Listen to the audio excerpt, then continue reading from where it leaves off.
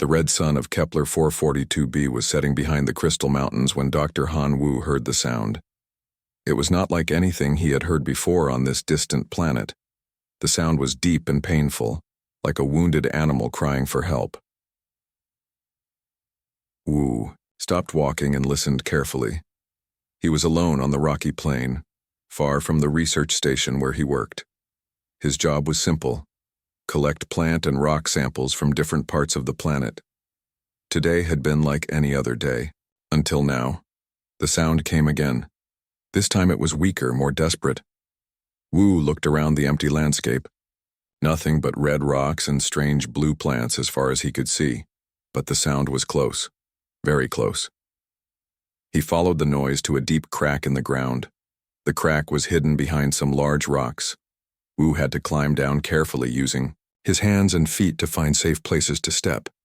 His sample bag bounced against his back as he moved. At the bottom of the crack, Wu saw something that made him stop breathing. A creature lay on the rocky ground. It was huge, maybe 8 feet tall, even while lying down. Its body was covered in scales that looked like small pieces of broken glass. The scales caught the last light of the setting sun and threw it back in all colors of the rainbow. The creature looked like a mix between a wolf and something from old Earth stories about dragons. It had 4 strong legs, a long neck, and a head with intelligent eyes. But those eyes were getting dim. Dark liquid that looked like blood was flowing from several deep wounds on its body. Wu knew he should run. Every rule he had learned about working on alien planets told him to stay away from unknown creatures, especially big ones that could kill him easily. But something stopped him. The creature was not looking at him with anger or hunger. Instead, its large amber eyes seemed to be asking for something, begging for something. Then Wu saw what the creature was protecting. 2 small forms were curled up against the dying creature's warm belly. They were tiny, no bigger than cats from Earth. They had the same beautiful scales as the large one, but their scales were softer and more colorful. One was mostly silver with blue spots. The other was gold with green edges on each scale.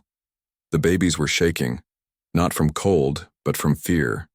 They made small crying sounds that broke Wu's heart. The large creature saw Wu looking at the babies.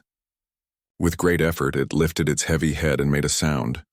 Wu's universal translator, a small device on his belt, tried to understand the alien language. After a few seconds, words appeared on the small screen. Help. Please. My children. Wu took a step back.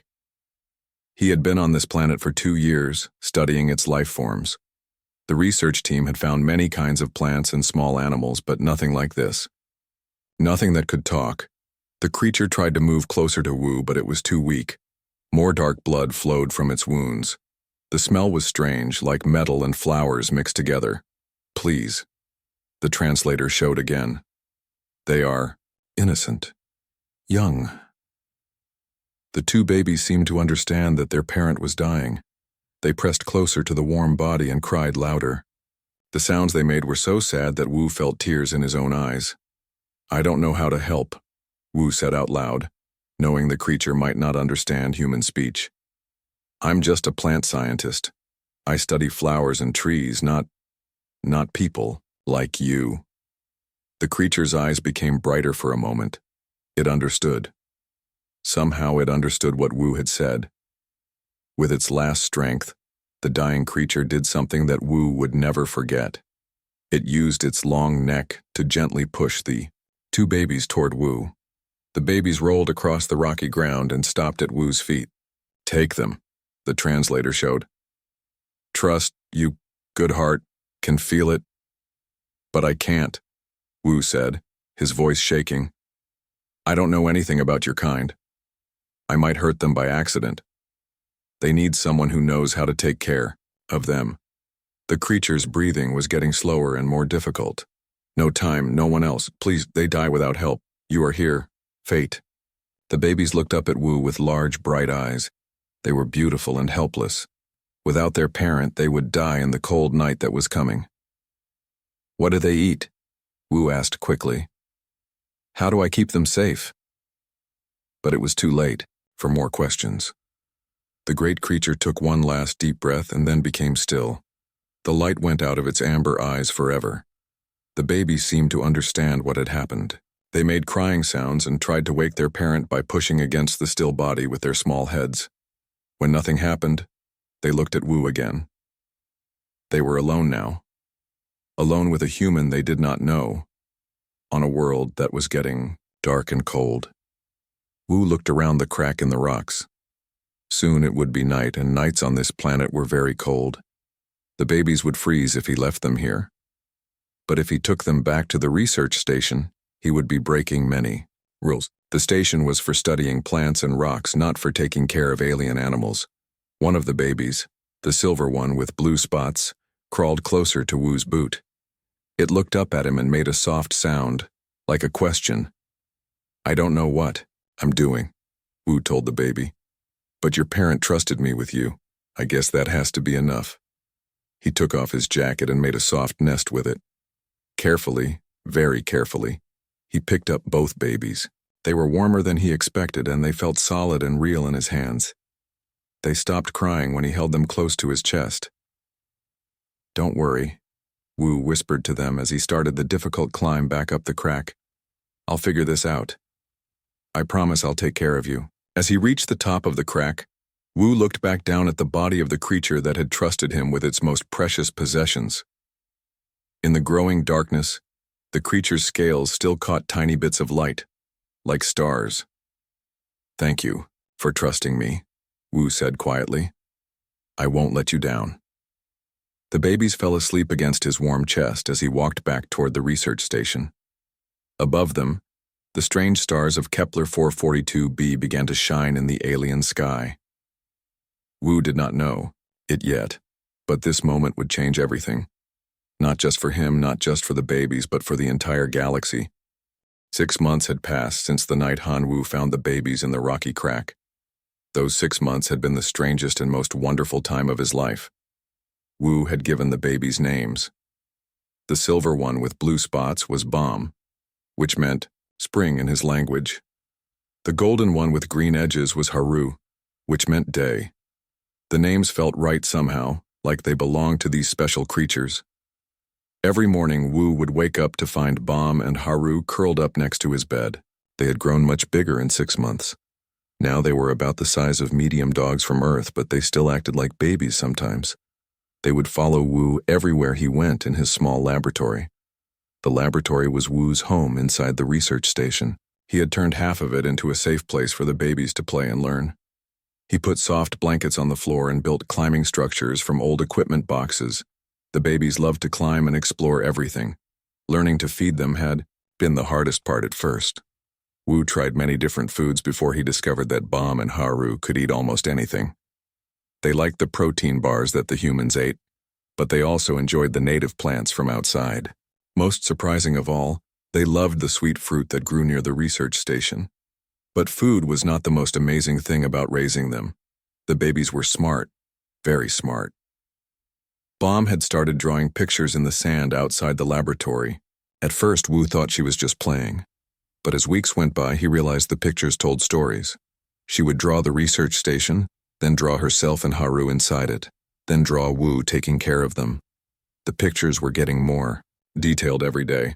Haru was different but equally clever. He loved to solve problems. When Wu accidentally dropped things, Haru would figure out ways to get them back. He learned to open doors by watching Wu do it. He even learned to turn on the water tap when he was thirsty. Both babies had learned to understand human speech very well. They could not talk back with words, but they had their own way of communicating. Bomb would make musical sounds when she was happy. Haru would make clicking noises when he wanted attention. When they were scared or upset, they both made the same crying sound Wu had heard that first night. The most wonderful thing was how they showed love. Every morning they would bring Wu small gifts. Pretty rocks, interesting leaves, sometimes flowers they had found. They would put these gifts carefully next to his bed and then look at him with bright, happy eyes. But not everyone at the research station was happy about the babies.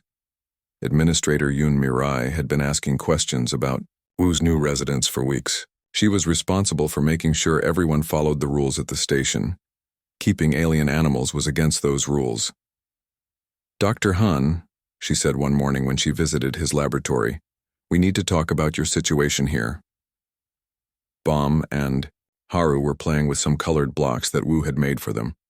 When they heard Mirei's serious voice, they moved closer to Wu and watched her carefully. "They are not just animals," Wu said quietly. "Look at what they can do." He pointed to a new sand drawing that Bomb had made that morning. It showed the three of them standing together under the sun. But this drawing was different from her others. This one showed hearts floating between all three figures.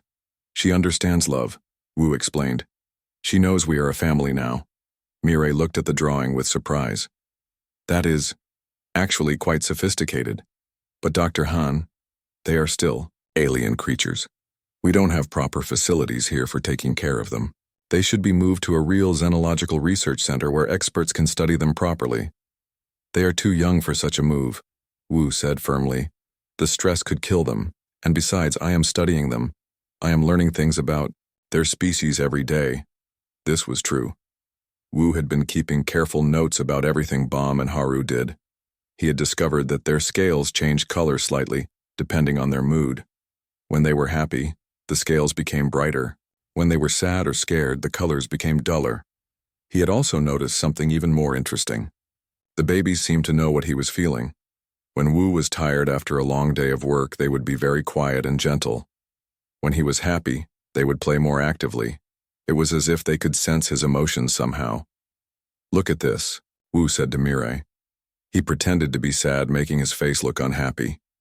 Immediately, both Bomb and Haru stopped playing. They came over to Wu and gently touched his hands with their small paws. Bomb made soft, comforting sounds. Haru brought one of the pretty rocks he had found and placed it in Wu's hand. Then Wu smiled and acted happy again. The baby's scales became brighter and they began playing again, making cheerful sounds. "They are empathic," Wu explained to the amazed administrator. "They can feel what others are feeling. This is a completely new discovery about their species." Mirei sat down heavily in a chair. "Dr. Han, do you realize what you are telling me? If these creatures can truly sense emotions, they might be more intelligent than we thought. Much more intelligent." "I know," Wu said. "That is why I cannot let them be taken away to some cold research facility. They need love and care to develop properly. They need a family." As if they understood the conversation, both babies came over and sat next to Wu. Bomb put her small paw on his knee. Haru leaned against his leg. Their scales were glowing softly with warm, happy colors. "They have chosen me," Wu said simply. "And I have chosen them. We belong together now." Mirei watched the three of them for a long moment. She could see the deep bond that had formed between the human scientist and the alien babies. It was unlike anything she had ever seen before. "3 more months," she said finally. "I will give you 3 more months to prove that keeping them here is the right choice. But Dr. Han, you must understand that eventually people will come looking for creatures like these. Their parent species will want to know what happened to the babies." Wu nodded. He had thought about this many times. Somewhere out there, other creatures like Bomb and Haru were living their lives. Someday they might come to this planet looking for the missing family. "When that day comes," Wu said, "I will be ready to prove that love is stronger than species differences." Bomb looked up at him and made her musical, happy sound. Haru clicked softly and brought another gift, a beautiful blue stone that sparkled in the light. Looking down at his adopted children, Wu knew that whatever challenges lay ahead, they would face them together as a family. 1 year had passed since Han Wu first found Bomb and Haru in the rocky crack. The babies were no longer babies. They were now as tall as Wu's waist and much stronger than before. Their scales had become more beautiful with age, shining like jewels in the sunlight. Life at the research station had become peaceful. Bomb spent her mornings creating amazing art in the sand outside the laboratory. Her pictures now told complex stories about their life together. She could draw the different phases of the planet's 3 moons and show how the weather changed with the seasons. Haru had become very good at helping Wu with his work. He learned to sort rock samples by color and size. He could even operate some of the simple laboratory equipment by copying what Wu did. When something broke, Haru would often figure out how to fix it before Wu even noticed the problem. Both of them had learned to understand human language perfectly. They still could not speak human words, but they had developed their own way of talking that Wu understood completely. Different sounds meant different things. A soft chirp meant, "I'm happy." A low hum meant, "I'm thinking." A sharp click meant, "Pay attention to this." Administrator Mirai had stopped worrying about them. Months ago, she had seen how smart and gentle they were. She even enjoyed watching Bomb's sand art and often asked Haru to help her fix things around the station. Everything was perfect until the day the ships came. Wu was working in his laboratory when the alarm sounded. All the humans at the station ran to the windows to look at the sky. 5 large ships were descending toward the planet. The ships were unlike anything humans had ever seen. They were long and curved, like giant silver fish swimming through the air. "Unknown vessels, identify yourselves," came the voice of the communications officer over the station speakers. The answer came in a deep, powerful voice that made everyone shiver. "We are the Velkari pack of Thak-Korvan.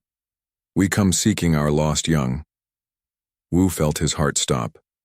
He looked at Bomb and Haru, who were both staring at the ceiling as if they could see through it to the ships above.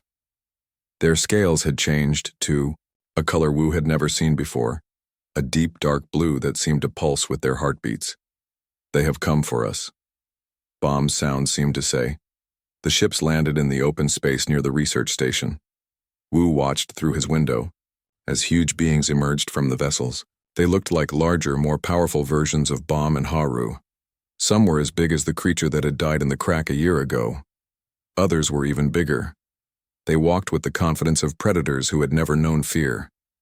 Their scales were darker than Bomb and Haru's, and their eyes glowed with an inner fire. Even from a distance, Wu could feel the power that radiated from them. The leader was the largest of all. He stood at least 10 feet tall, with scales that looked like black metal. When he walked, the ground seemed to shake beneath his feet. This had to be Thak-Korvan. Administrator Mirai came running to Wu's laboratory. "Dr. Han, we need to talk. These creatures are asking about 2 young ones. They say the young ones were lost on this planet over a year ago." Wu looked at Bomb and Haru. They were pressed close together, their scales now almost black with fear or worry. But they were not trying to hide. Instead, they moved closer to Wu and stood on either side of him. "What do you want me to do?" Wu asked Mirai. "The truth is the only option," she said. "We cannot lie to beings this powerful.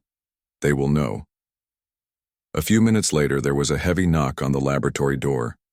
When Wu opened it, he found himself face to face with 3 of the giant creatures. The largest one was Thak-Korvan himself. Korvan looked past Wu and saw Bomb and Haru. His huge eyes widened with surprise and then narrowed with anger. "You," he said in a voice like distant thunder, "have stolen our young." "I did not steal them," Wu said, trying to keep his voice steady. "Their parent was dying. She asked me to take care of them." Korvan made a sound that might have been laughter, but it was not friendly. "Our young do not ask weak creatures for help. You lie." Bomb and Haru moved forward so they were standing in front of Wu. Their scales began to change again, this time to the bright blue color that Wu had learned meant they were feeling protective. Korvan stared at them in shock. "Why do you stand with this weak human? He is not pack. He is not even a proper predator. Come to us now. We will take you home where you belong." But Bomb and Haru did not move.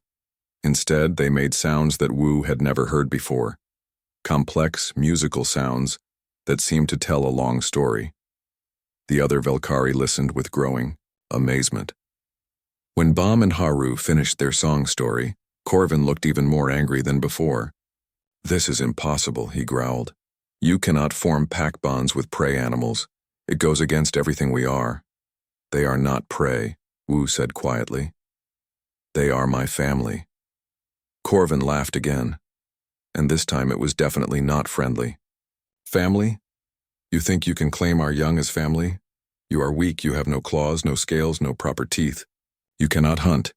You cannot fight. You are nothing." Bomb made a sharp, angry sound. Haru clicked rapidly, as if arguing with the giant creature. Silence, Corvin commanded. If this human thinks he can keep our young, he must prove he is worthy. He must prove his strength. How? Wu asked, though he was afraid of the answer. Corvin smiled, showing teeth that could easily tear Wu apart. Combat. Single combat. If you win, you may keep our young. If you lose... He did not need to finish the sentence. Wu looked at Bam and Haru. They were looking back at him with trust in their bright eyes. They believed in him, even though he was just a human scientist who studied plants and rocks. I accept, Wu said. Administrator Mirai gasped. Dr. Han, you cannot fight. This creature, he will kill you. Then I will die protecting my family, Wu replied. But as he said the words, an idea began to form in his mind. Corvin had challenged him to prove his strength.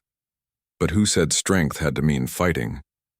I accept your challenge, Wu said to Corvin, but I propose we change the rules. Let me prove my worthiness not through combat but through wisdom. Let me show you why Bam and Haru chose to stay with me. Corvin's eyes narrowed. What do you mean, human? Give me one day, Wu said. Let me show you how I have raised them. Let me prove that strength is not just about teeth and claws. If you are not convinced by sunset tomorrow, I will face you in combat as you wish. The giant Velkari considered this. Around him, the other pack members made soft sounds of discussion. Finally, Corvin nodded. One day, human. One day to prove that a weak creature like you deserves to keep our young. But when you fail, you will face me with claws and teeth. As the Velkari left to make their camp, Wu realized he had just bought himself 24 hours to save not only his own life but his family. He looked down at Bam and Haru, who were looking back at him with complete faith. Tomorrow, he whispered to them, we show them what real strength looks like. The next morning came too soon for Han Wu. He had barely slept, spending the night thinking about how to prove himself to Thok Corvin and the other Velkari. Bam and Haru had stayed close to him all night, as if they knew this day would decide their future together. When the sun rose, Wu found the entire Velkari pack waiting outside the research station. There were about 30 of them, all large and powerful. Their scales caught the morning light like armor made of precious stones. They stood in a circle, with Corvin in the center. Your time begins now, human, Corvin announced. Show us why 2 of our young would choose to stay with a weak creature like you. Wu took a deep breath and walked to the center of the circle. Bam and Haru followed him, their scales showing the calm blue color that meant they felt safe and confident. Before I show you anything, Wu said, I want to tell you about the day I found them. He told the story of finding their parent dying in the rocky crack. He described how the great Velkari had pushed the babies toward him with her last breath, begging him to protect them. Some of the pack members made soft sounds of surprise when they heard this story. Zilani was always different, one of the smaller Velkari said. She believed in strange ideas about cooperation and trust. Zilani was weak, Corvin growled. That is why she died alone, far from the pack. No, Wu said firmly. Zilani was brave. She chose to trust a stranger with the most important thing in her life. That takes more courage than any battle. Corvin made a dismissive sound, but some of the other Velkari seemed to be listening more carefully. Words are easy, human, Corvin said. Show us actions. Show us what you have done with our young. Wu nodded. Bam, Haru, will you help me? Both of them stepped forward eagerly. Wu had asked them the night before to prepare something special for this day. First, Bam began to create a sand painting, but this was not like her usual art. This painting was huge and incredibly detailed. She worked quickly but carefully, using her claws to draw lines and her breath to blow sand into patterns. The Velkari watched in growing amazement as the picture took shape. It showed the history of her time with Wu. There was the research station, the laboratory where she and Haru had learned so many things.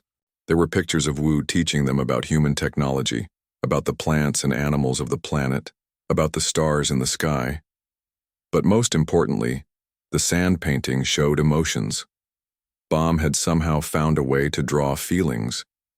The pictures showed love, safety, happiness, and growth. They showed how she and Haru had changed from scared, helpless babies into confident, capable young adults. "This is impossible," whispered one of the Velkari. "Young cubs cannot create memory art this complex. It usually takes decades to learn such skills." While Bom worked on her painting, Haru demonstrated what he had learned. He went to Wu's laboratory and brought out several broken pieces of equipment. In front of the watching pack, he began to repair them. His small claws moved with incredible precision. He understood how each part worked and how they fit together. When he finished, every piece of equipment worked perfectly. "How did he learn this?" asked another Velkari. "Our young are taught only to hunt and fight. They do not learn to build or repair. Because I taught him differently," Wu explained. "I taught him that intelligence is more valuable than strength. I taught him to solve problems with his mind, not just his claws." Corvin was looking less confident than before, but he was still not convinced. "These are clever tricks, human. But can your teaching prepare them for real dangers? Can it keep them alive when predators come?" As if in answer to his question, there was a sudden loud roar from the rocky hills near the research station. Everyone turned to look as a huge creature came running toward them. It was one of the native predators of the planet, a beast the humans called a rock tiger.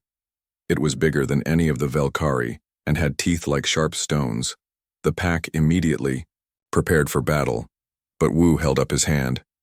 "Wait," he said. "Let Bom and Haru handle this." "Are you insane?" Corvin shouted. "That beast will kill them both!" But Bom and Haru were not afraid. They looked at each other and seemed to have a silent conversation. Then they separated, moving to opposite sides of the charging rock tiger. What happened next amazed everyone watching. Instead of attacking the beast with claws and teeth like Velkari warriors would have done, Bom and Haru used their minds. Bom began to sing. Her voice was beautiful and complex, like music mixed with something deeper. The rock tiger slowed down, confused by the strange sound. It had never heard anything like this before. While the beast was distracted by Bom's song, Haru moved behind it, but he did not attack. Instead, he began to make clicking sounds in a specific pattern. The sounds seemed to calm the rock tiger even more. Working together, Bom and Haru led the confused predator away from the group and back toward the hills. They used sound and movement to guide it, never once using violence. When the rock tiger was gone, Bom and Haru returned to the circle. Their scales were glowing with pride and happiness. The Velkari pack was silent for a long moment. Finally, one of the older females spoke. "They used pack hunting techniques," she said slowly, "but they adapted them for a completely different purpose. Instead of killing, they protected. Instead of using fear, they used understanding." "Impossible," Corvin said, but his voice was not as strong as before. "Velkari do not run from fights. We face danger with teeth and claws. And sometimes we die because of it," said another pack member quietly. "Like Zelani did. Like many of us have done." Park Gina, the cultural liaison from the research station, had been recording everything with her camera. She stepped forward now. "May I show you something?" she asked Corvin. "Dr. Han has been studying Bom and Haru for a year. He has learned things about your species that you might not know." She activated her recording device and showed the Velkari footage of Bom and Haru over the past months. They saw how the two young ones had learned to use human technology to solve problems. They saw how they had adapted Velkari hunting instincts to help with scientific research. They saw how they had learned to communicate complex ideas through art and music. Most importantly, they saw the love between Wu and his adopted children. In every recording, it was clear that Bom and Haru were happy, healthy, and growing stronger every day. "Your young have not lost their Velkari nature," Gina explained. "They have enhanced it. They have become more than just hunters. They have become bridge builders, problem solvers, and peacemakers. This is still not strength as we understand it," Corvin said, but he sounded less certain now. Then something happened that surprised everyone. Bam and Haru began to perform together. They made sounds that were part music, part storytelling, and part something else entirely. The sounds were hauntingly beautiful and incredibly complex. Wu's translator worked hard to understand what they were saying. Slowly, words began to appear on the screen. "We sing the song of two worlds." The translation read, "We are Valkyrie of the hunt and humans of the heart. We are both and neither and more than the sum. We are the future where different peoples become one family. We are the proof that strength comes in many forms." When their song ended, even Corvin was staring at them with wonder. "This is the ancient song form of the Pack Elders," whispered one of the older Valkyrie. "How do they know it? They are too young to have learned it." "They learned it by watching you," Wu said quietly. "They learned it because I taught them that knowledge belongs to everyone who can understand it. They learned it because their minds were free to grow in ways your traditions would not have allowed." Corvin looked around at his pack. He could see that many of them were beginning to understand what Wu had accomplished. The human had not just kept two young Valkyrie alive. He had helped them become something new and wonderful. "You have shown us much, human," Corvin admitted slowly. "But I still do not understand how you, a creature with no claws and no natural weapons, could protect our young from real danger." In answer, Bam and Haru came and stood on either side of Wu. Their scales turned the brightest blue anyone had ever seen. They looked up at Corvin with calm, confident eyes. "They protect me as much as I protect them," Wu said simply. "We are stronger together than any of us could be alone. That is the real meaning of family." For the first time since arriving on the planet, Thak Corvin was completely silent. Around him, his pack members were making soft sounds of agreement and wonder. The test was not over yet, but something important had changed. The Valkyrie were beginning to see that maybe, just maybe, there was more than one way to be strong. 2 years had passed since Thak Corvin and his pack accepted Han Wu as an honorary Valkyrie pack leader. Those 2 years had changed everything, not just for Wu and his family, but for the entire galaxy. The story of the human scientist who raised 2 Valkyrie cubs had spread across the stars faster than anyone could have imagined. News reporters, scientists, and diplomats from dozens of different worlds had come to the research station to see this impossible family for themselves. Bam and Haru were no longer the small cubs Wu had found in the rocky crack. They were now young adults, tall and graceful, with scales that shone like living rainbows. But they still called Wu their father and still brought him pretty stones every morning. Ambassador Li Sunho arrived at the station on a bright spring day, traveling in a ship that carried the official seal of the Human Galactic Council. He was an important man with an important job, but when he met Bam and Haru, he smiled like a child seeing magic for the first time. "Dr. Han," he said to Wu, "you have no idea how famous you have become. The entire galaxy is talking about your family." "We never wanted to be famous," Wu replied. "We just wanted to live in peace." "I understand," Sunho said gently. "But your story has given hope to millions of beings across the galaxy. You have proved that love can cross any boundary, even the boundary between species." Bam approached the ambassador and made a soft, welcoming sound. Then she began to draw in the sand at his feet. Her artwork had become incredibly sophisticated over the years. This drawing showed spaceships from many different worlds, all coming together around a bright star. "She is showing you the future she dreams of," Wu explained. "A future where all the different peoples of the galaxy can be one big family." Haru joined them, carrying a small device he had built from spare parts. When he activated it, it projected a holographic star map showing trade routes between different worlds. But instead of showing cargo ships, the routes were marked with symbols that meant friendship and learning. "Remarkable," Sunho breathed. "They understand galactic politics better than some of our professional diplomats." The ambassador had come to the research station for a specific reason. The Galactic Council was meeting to discuss something that had never been discussed before: the legal rights of interspecies families. "Dr. Han," Sunho said seriously, "I need to ask you and your children to come with me to the council chambers." They want to hear your story directly from you. Wu felt nervous about leaving the quiet research station, but Bom and Haru were excited. They had always been curious about the wider galaxy, and this would be their first chance to see other worlds. The journey to the council chambers took 3 days on Sunho's fast ship. During the trip, Wu learned more about how their story had affected the galaxy. On Zephyr Prime, Sunho told them, the warrior clans have started allowing their children to be raised by other species if their parents die in battle. They discovered that human families produce stronger, smarter warriors than their own traditional methods. The crystal beings of Androsia have begun adopting orphaned mammal children from refugee camps, he continued. They say the warm-blooded children teach them about emotions they never knew they could feel. Even the hive minds of the collective have started individual family units, Sunho added with amazement. They say watching your family taught them that sometimes the whole can be stronger when the parts are allowed to grow in their own ways. But not everyone in the galaxy was happy about these changes.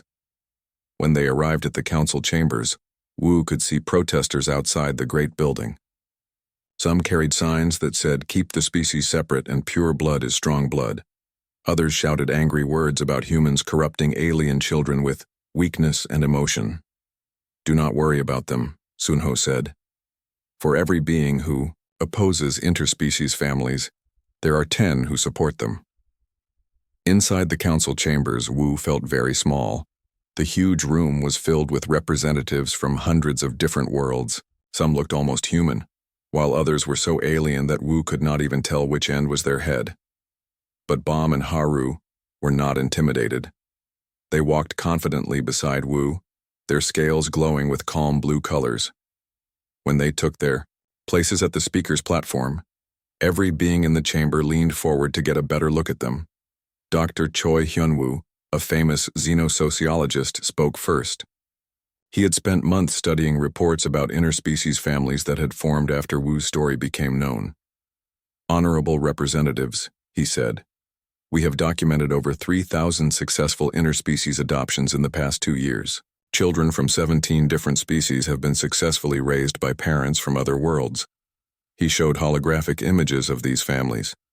Human children being raised by the wise tree beings of Verdania, insectoid larvae thriving in the crystalline cities of the silicon-based Quartari, aquatic young learning to swim in the floating cities of the gas giant Nimbus.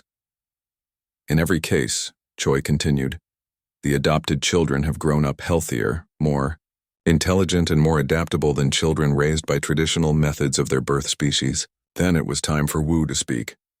He stood up slowly, feeling the weight of hundreds of alien eyes watching him. 2.5 years ago, he began, I was just a simple scientist studying plants on a distant world. I never planned to become a father. I never thought about changing the galaxy. His voice grew stronger as he continued. But when a dying mother pushed her babies toward me and begged me to care for them, I learned something important. Love does not see species. Love does not care about scales or fur or whether you breathe air or methane. Love only cares about protecting those who need protection. Bom and Haru moved closer to him as he spoke. Their presence gave him courage. My children have taught me as much as I have taught them, Wu said. They have shown me that intelligence comes in many forms. They have proved that strength is not just about fighting, but about understanding. They have demonstrated that when different peoples share their knowledge and their hearts, everyone becomes stronger. Then Bom and Haru themselves began to speak. They had developed their own form of galactic standard language over the years, mixing Velkari sounds with human words and musical tones that could be understood by most species. Their speech was beautiful and moving. They talked about growing up between two worlds and learning to see the galaxy through both human and Velkari eyes. They spoke about the loneliness of being different and the joy of finding acceptance. They described their dreams of a future where no child would ever be abandoned because they did not belong to the right species. When they finished, the great chamber was completely silent. Then, slowly, representatives from across the galaxy began to make sounds of approval. The insectoid Mentari clicked their approval. The crystalline Quartari rang like bells. The gaseous nebulans changed colors to show their agreement. But there, was still opposition. The representative from the hegemony, a proud and ancient species, stood up to speak. "This is madness," he declared. "Species boundaries exist for good reasons. When we mix our children with aliens, we lose our identity. We become weak and confused like these poor cubs who no longer know what they truly are." Bam and Haru looked at the hegemony representative with calm, understanding eyes. Then Bam began to create art in the air using a holographic projector. The image she created showed the galaxy as a great garden, with each species as a different kind of flower. Some flowers grew better when planted together. Some shared nutrients through their roots. Some protected each other from storms. "We know exactly what we are," Haru said in his musical voice. "We are the children of two worlds, and we are stronger for it." The debate continued for hours, but slowly the tide turned in favor of the interspecies families. Representative after representative stood to tell stories of mixed families in their own systems, of children who had thrived under the care of alien parents, of communities that had grown stronger through diversity. Finally, the moment came for the vote. The chamber fell silent as the results were tallied. Wu held his breath, knowing that the future of thousands of families across the galaxy hung in the balance. The chief counselor, an ancient being whose species had been exploring space since before humans learned to make fire, announced the results. "By a margin of 73%, she said, "the Galactic Council approves the Interspecies Family Protection Act." The chamber erupted in celebration. Representatives cheered, sang, flashed lights, and made whatever sounds their species used to show joy. Wu felt tears running down his face as Bam and Haru pressed close to him, their scales blazing with the brightest colors he had ever seen. They had won, not just for themselves, but for every family like theirs across the galaxy. As they left the council chambers that day, Wu realized that what had started as one moment of compassion in a rocky crack had grown into something that would change the galaxy forever. 5 years had passed since Han Wu first heard the dying cry of a Velkari mother in a rocky crack on a distant planet. Today, he stood in the same spot where it all began, but everything had changed. The research station had grown into a small city. Buildings made from local stone and metal from the stars rose up around the original laboratory. Ships landed and took off every day, bringing visitors from across the galaxy who wanted to see the birthplace of the interspecies family movement. Wu was older now, with gray in his hair and lines around his eyes from years of smiling. But his heart was young when he looked at Bam and Haru, who had become the most famous interspecies ambassadors in galactic history. Bam was now taller than Wu, with scales that could shift through every color of the rainbow, depending on her mood. She had become a master artist whose sand paintings were displayed in museums on 100 different worlds. But she still brought her father pretty stones every morning, just like when she was a cub. Haru had grown into a brilliant inventor and diplomat. His workshops were full of amazing devices that combined Velkari hunting instincts with human creativity and technology from dozens of other species. He could fix anything, build anything, and somehow always knew the right words to say when different species argued with each other. The day had come for the official signing of what everyone now called the Wu Protocol. The real name was much longer, the Interspecies Protective Custody and Adoption Rights Act. But across the galaxy, everyone knew it by the simpler name that honored the human who had started it all. Representatives from every major species in the galaxy had come to witness the signing. The ceremony was being held outdoors in the same rocky area where Wu had first found the cubs. A platform had been built over the exact spot where their Velkari mother had died, and a beautiful memorial statue showed a great Velkari gently pushing 2 small cubs toward a kneeling human figure. Thak Corvin stood near the memorial, no longer the angry pack leader who had come to reclaim the cubs years ago. He had become one of the strongest supporters of interspecies adoption after seeing how Bam and Haru had thrived. Many Velkari cubs were now being raised by families from other species, and Velkari adults had adopted children from dozens of different worlds. "Who would have thought," Corvin said to Wu as they watched the crowds gathering, "that a weak human would teach the Velkari about true strength?" Wu smiled. I was never weak, my friend. I was just different. And different can be very powerful when it is guided by love. Administrator Yoon Mirai, now the director of the Kepler Interspecies Cultural Center, approached them with a large book in her hands. The book contained the signatures of every world leader who had agreed to follow the new law. Dr. Han, she said formally, as the person who inspired this legislation, you have the honor of adding your signature first. But Wu shook his head. This law was not created by me alone. Bom and Haru should sign it first. They are the ones who proved that interspecies families can work. Bom and Haru looked at each other and made the soft sounds that Wu recognized as their way of discussing something privately. Then Bom stepped forward and took the special pen that had been created for the ceremony. The pen was designed to work for beings with claws, tentacles, or any other kind of appendage. Instead of writing her name in letters, Bom created a small artwork on the signature page. The drawing showed two small cubs being cared for by a human, but around them were circles representing families of every species in the galaxy. It was beautiful and meaningful, and everyone watching understood what it meant. Haru signed next, but he did something unexpected. Instead of just adding his name, he created a small technical diagram showing how different species could work together to solve problems. His signature became a symbol of cooperation and shared knowledge. Then it was Wu's turn. He took the pen with hands that shook slightly from emotion and carefully wrote his name below the artistic signatures of his children. As he wrote, he thought about the dying Velkari mother who had trusted him with her most precious possessions. "Thank you, Zelani," he whispered. "I kept my promise." After Wu, hundreds of other beings added their signatures to the book. Some wrote in languages that looked like flowing water. Others created symbols that glowed with their own light. A few species signed by pressing parts of their bodies that left unique biological markers. But the most important signature came last. An ancient being who had been alive since before most species had discovered space travel approached the book. This was the keeper of galactic law, the oldest and wisest member of the council. "In all my centuries of life," the keeper said in a voice like distant music, "I have never seen a single act of kindness create such widespread change. This law will protect families like yours for generations to come." When all the signatures were complete, the keeper activated a special device that broadcast the signing ceremony to every inhabited world in the galaxy.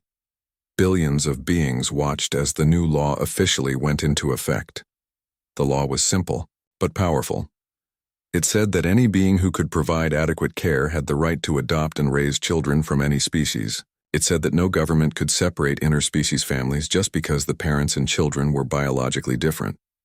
It said that adopted children had the right to learn about both their birth culture and their adoptive culture. Most importantly, it said that love was more important than biology in defining a family. As the ceremony ended and the crowds began to celebrate, Wu walked back to his old laboratory. Bom and Haru followed him, as they always did. The laboratory was now a museum, but Wu still had permission to visit whenever he wanted.